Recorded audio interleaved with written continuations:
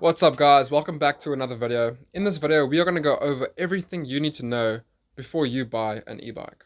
If you are wondering what e-bike stands for, it is simply just a shortened version of electric bike. So let me just briefly explain how exactly an e-bike or an electric bike works, because a lot of people are unsure of this. No, it does not have a throttle like a motorbike, and no, it does not just magically take you up any hill you want to go up. So the e-bike has an electric motor inside the frame that only assists you when you pedal your bike. So if you are not planning on pedaling, you are not going to be going anywhere. The only time the electric motor assists you is when you put force to the pedals. And as soon as you stop pedaling, the motor stops assisting you. So you do not get one free meter out of an e-bike. You have to work for every single kilometer. Now don't get me wrong, the e-bike does help you a tremendous load. E-bikes have a little computer on the handlebars which allows you to manage the power that the motor puts out. Generally, e-bikes have 4 different power output modes.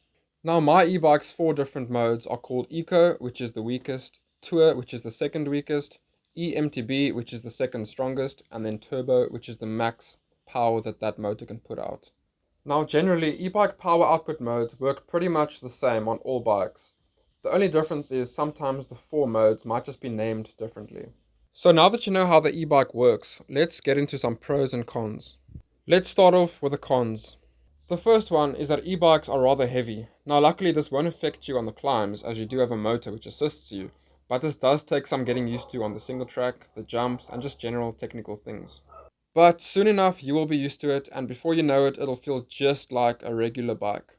Second con is that the motor only assists you until a certain speed for safety reasons. Now as an e-bike rider, I can say that this does get inconvenient at times, as my motor stops assisting me at 27 kilometers per hour.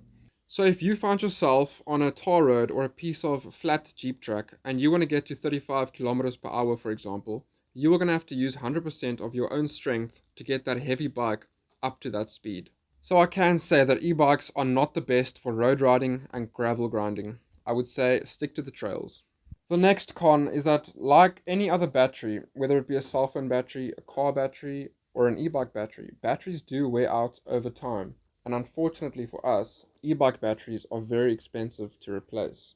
But from my experience, e-bike batteries are super good quality. So they do not just wear out. It takes a long time for that to happen.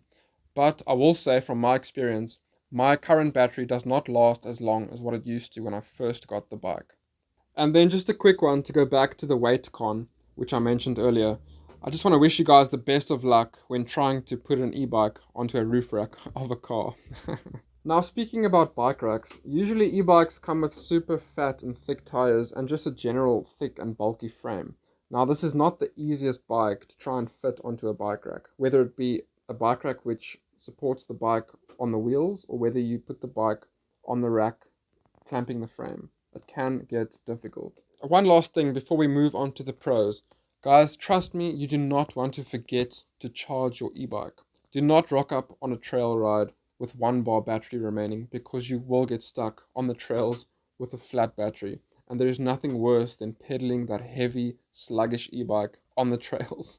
Alright, so let's get started with some pros. So obviously with an e-bike, weight is not really an issue, so it's not going to hurt to add some nice grippy, thick tires or a nice dropper post or any other accessories that might make your ride more comfortable, as weight is not going to affect you in this case. Another big pro is that you can go out and ride so many more trails than what you would have been able to on a regular bike. Now don't get me wrong, you can't just go out every day and ride 10 hours. Fatigue still does play a role, just much less. Now some of you may be wondering, how long does the e-bike battery last? Well, from my experience with my e-bike, the battery will last you about 4 to 5 hours on average, but it all depends on which mode you guys choose to use. Another pro is that with my e-bike specifically, it comes with a feature called walk assist. So if something is too technical for you or the uphill is too steep, you don't have to push your insanely heavy and sluggish e-bike. You can press a button on your computer and the back wheel will spin, helping you to push the bike forward. Now I don't know if all e-bikes have this feature, but I definitely think that most of them do. So if this is a deal breaker for you, definitely check it out before you buy the e-bike. If you are just an average rider and you want to go riding with your friends who are slightly more advanced than you, and you don't want to hold them back, the e-bike is the perfect solution to solve this problem.